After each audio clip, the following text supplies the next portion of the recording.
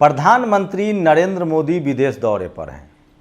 एक महिला हैं जो रो रही हैं, चीख रही हैं और जानबूझकर उसके पास पत्रकार को भेजा गया है। और पत्रकार जो है वो पांडे जी हैं।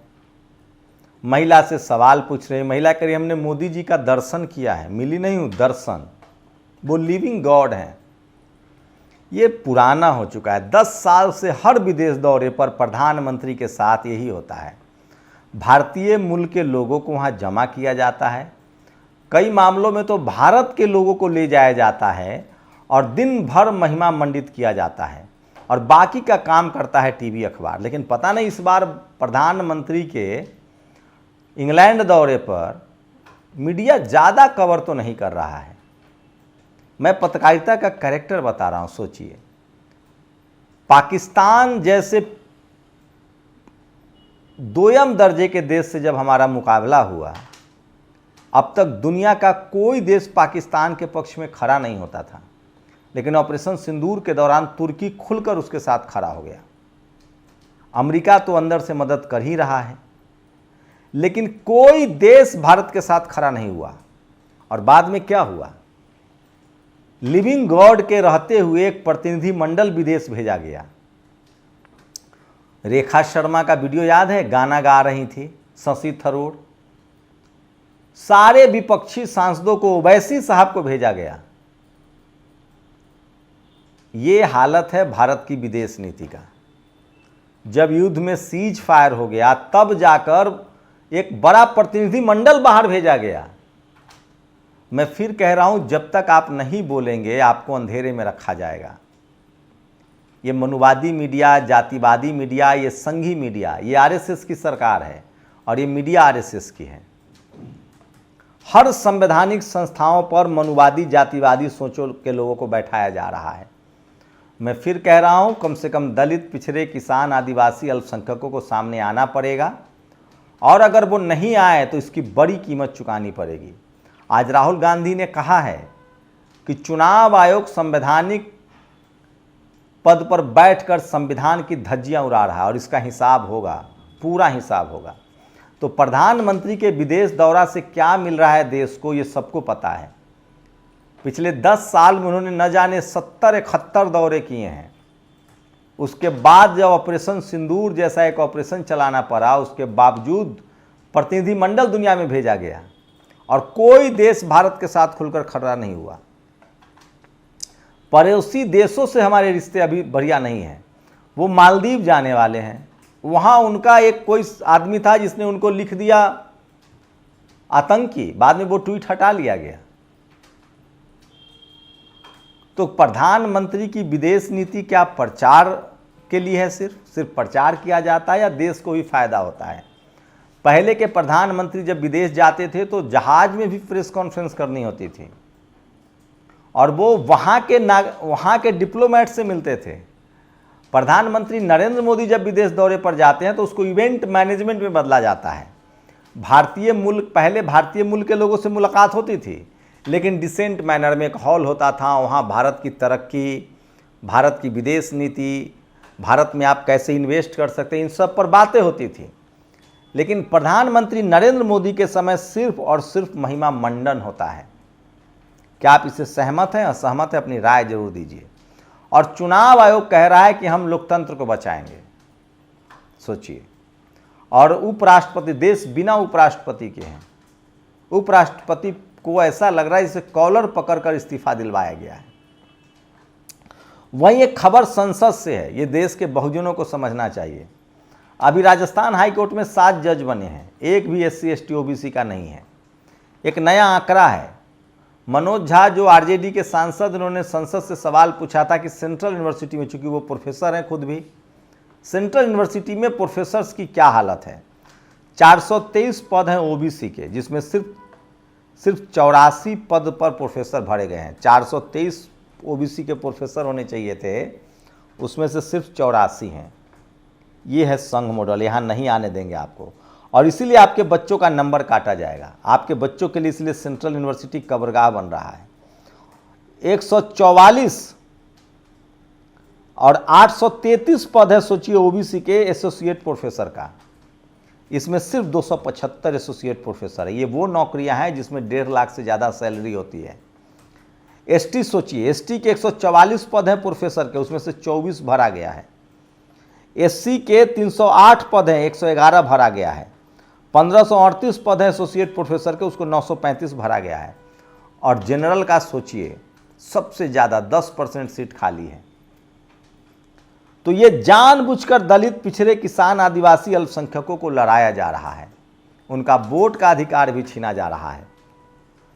ये वो सारे सवाल हैं जो कोई जातिवादी, मनुवादी मीडिया आपसे नहीं पूछेगा। मैं बार बार कह रहा हूं, एससी, एसटी, ओबीसी के लोग जज नहीं बन रहे हैं, कॉलेज यूनिवर्सिटी में उनको नौकरियां नहीं मिल रही है। अब तो चपरासी की भी नौकरी नहीं मिल रही है। 26,000 स्कूल यूपी में बंद हुए हैं, देश भर में 90,000 स्कूल बंद हुए हैं। और ये जो लोग अमेरिका में, इंग्लैंड में जो कह रहे हैं कि लिविंग गॉड हैं, पूरा बहुजन समाज, सोशल मीडिया कह रहा है कि मैडम आप आ जाइए भारत। जब मोदी जी ने 10 साल में स्वर्ग बना दिया है भारत को, तो आप क्यों रह रही हैं अमेरिका में, लंदन में? आइए भारत। सोचिए, बिहार के लोग देश भर में काम करते हैं तो लोगों को दिक्कत है, और भारत के लोग दुनिया भर में काम करते हैं तो उससे भी दिक्कत हो जाएगी। तो अगर सब कुछ बढ़िया हो गया है तो आ जाइए। इसी बीच बिहार से एक बड़ी पॉलिटिकल खबर बता रहा हूं। बिहार में लगातार कोशिश है कि ओबीसी समाज, जो लगातार कुर्मी, कुशवाहा, यादव, अति पिछड़ा, दलित एकजुट हुआ है, उसमें लगातार पॉलिटिकली डिफरेंसेस पैदा करने की कोशिश हो रही है। और ये बात समझना पड़ेगा तेजस्वी यादव को कि उनको लड़ाने की कोशिश हो रही है। सम्राट चौधरी को बीजेपी की तरफ से आगे किया गया है और वो कुछ इस तरह के भड़काऊ बयान देते हैं, यादव वर्सेज कुशवाहा हो जाए। मैं बार बार कह रहा हूँ, विपक्षी दलों को, नेताओं को कम से कम हम जैसे पत्रकारों की अगर सलाह नहीं लेनी है तो कम से कम वीडियो ही देख लीजिए। नीतीश कुमार पर हमला, सम्राट चौधरी के बदले आरएसएस पर हमला कीजिए। दलित, पिछड़ों के लोग ऐसे ही नाराज हैं। नौकरियां कुर्मी, यादव, कुशवाहा, रघुवंशी, चंद्रवंशी समाज को नहीं मिल रहा है। विश्वकर्मा समाज, प्रजापति समाज, दलित समाज को नौकरियां की जरूरत है, उनको नहीं मिल रहा है नौकरियां। नौकरी पर बात कीजिए, आपस में लड़ाई मत कीजिए। नहीं तो यही चाहती है आरएसएस और बीजेपी की जातीय लड़ाई हो और एससी, एसटी, ओबीसी के लोग कभी वोट न दे। तो सोचिए, राजस्थान हाईकोर्ट में 7 नए जज मिले हैं, एससी, एसटी, ओबीसी एक भी नहीं है। लोकतंत्र और संविधान को बर्बाद करने की कोशिश करने वाले बक्से नहीं जाएंगे। राहुल गांधी ने बड़ा बयान दिया है। अनिल अंबानी के घर ईडी की रेड, 50 कंपनी है उनके पास, जिसमें 34 कंपनियों पर रेड पड़ रही है। और सोचिए, एक रवि किशन है, उन्होंने सरकारी जमीन, नाले पर घर बना लिया। मैं नहीं कह रहा हूं, योगी आदित्यनाथ कह रहे हैं। तो बीजेपी के सांसद के लिए सब माफ है। मुख्य चुनाव आयुक्त पूछ रहे हैं कि आयोग लोकतंत्र की हत्या होने दे। यह खुशी की बात है कि आप लोकतंत्र की हत्या नहीं होने देना चाहते, तो फिर खुद क्यों कर रहे हैं? हरियाणा, लोकसभा, महाराष्ट्र और बिहार, जहां भी सवाल उठता है, आप संतोषजनक जवाब देने की जगह सवाल करने वालों के खिलाफ मोर्चा खोल देते हैं। चुनाव के नियम क्यों बदलवा देते हैं? सोचिए, सारे डॉक्यूमेंट्स अब नहीं दिए जा रहे हैं। तमाम बड़ी खबरें हैं जो सोशल मीडिया पर वायरल हैं। और वहीं कांवड़ियों के लिए सड़कें खाली कर दी जाती है और एम्बुलेंस फंसा हुआ है। ये स्क्रीनशॉट देखिए, एडवोकेट विजय सिंह ने ये वीडियो शेयर किया है। चाहे तो योगी आदित्यनाथ इस पर एफआईआर दर्ज कर सकते हैं। ये सबसे बड़ी खबर है। और बिहार में विपक्षी दल हो सकता है कि चुनाव का बहिष्कार कर दे, ये सबसे बड़ी खबर है। तेजस्वी यादव के बाद कांग्रेस के प्रभारी अल्लाह बरू का बड़ा बयान आया है कि हम चुनाव कैंसिल कर सकते हैं अगर इसी तरह से लोकतंत्र की हत्या हुई तो। हम नहीं लड़ेंगे चुनाव, आप बना लीजिए सरकार। मीडिया को सत्ता का दलाल नहीं बनना चाहिए, उपराष्ट्रपति। ये सबसे बड़ी खबर है जो सोशल मीडिया पर वायरल है। और सोचिए, लखीमपुर खीरी में माही गौतम, एक दलित समाज की बेटी के साथ सड़क पर जा रहे बजरंग दल के गुंडों ने कमेंट पास किया, उन्हें गाली दी। फिर उन गुंडों ने आगे गाड़ी लगाकर उसे रोक लिया व उसके साथ छेड़छाड़ की। ये हालत है यूपी में लॉ एंड ऑर्डर की। एक बच्ची को लिफ्ट के बहाने गाड़ी में बैठाया गया और उसे छेड़छाड़ शुरू हो गई। और जगदीप धनखड़ के दफ्तर को सील किया गया है। ये सारे चैनल्स वाले खबर चला रहे हैं जो सोशल मीडिया पर वायरल है। और संसद में लगातार एसआईआर पर विरोध हो रहा है बिहार के वोटर लिस्ट को लेकर।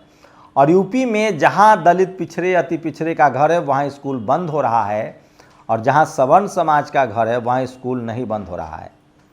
और सोचिए, ये है आज तक। अखिलेश करे मस्जिद में बैठक, योगी बरसाए कांवरियों पर फूल। तो सबसे ज़्यादा टॉक्सिक हिंदू मुस्लिम जो है वो मीडिया कराता है।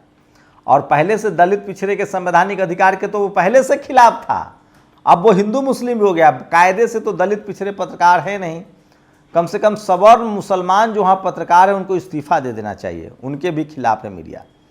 मोदी जी कल मालदीव जा रहे हैं, उससे पहले कि वहाँ पर उसका स्वागत हो बवाल खड़ा हो गया।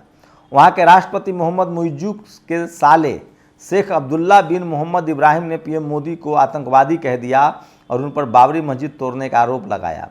अब्दुल्ला ने सोशल मीडिया पर पोस्ट लिखा था कि बवाल बढ़ने पर पोस्ट डिलीट कर दी। मालदीव सरकार की ओर से इस पर कोई आधिकारिक टिप्पणी नहीं की गई। तो ये है हमारी विदेश नीति। और मैं फिर कह रहा हूँ, बिहार में कोशिश हो रही कि पिछड़े नेताओं को आरएसएस आगे कर रही है। सम्राट चौधरी से जानबूझकर ऐसा बयान दिया जा रहा है कि चुनाव में कुशवाहा वर्सेज यादव हो जाए, कुशवाहा कुर्मी वर्सेज यादव हो जाए। विपक्षी दलों को बड़ा होशियारी से इस पर काम करना पड़ेगा। शुक्रिया। नेशनल दस्तक की आपसे गुजारिश है कि अगर इसको बचाना चाहते हैं तो नेशनल दस्तक को सब्सक्राइब करने के लिए रेड कलर के सब्सक्राइब बटन को दबाएं, फिर बेल आइकन की घंटी दबाएं। नेशनल दस्तक को बचाने के लिए बहुत जरूरी है कि हर खबर को शेयर करें, लाइक करें, कमेंट जरूर करें।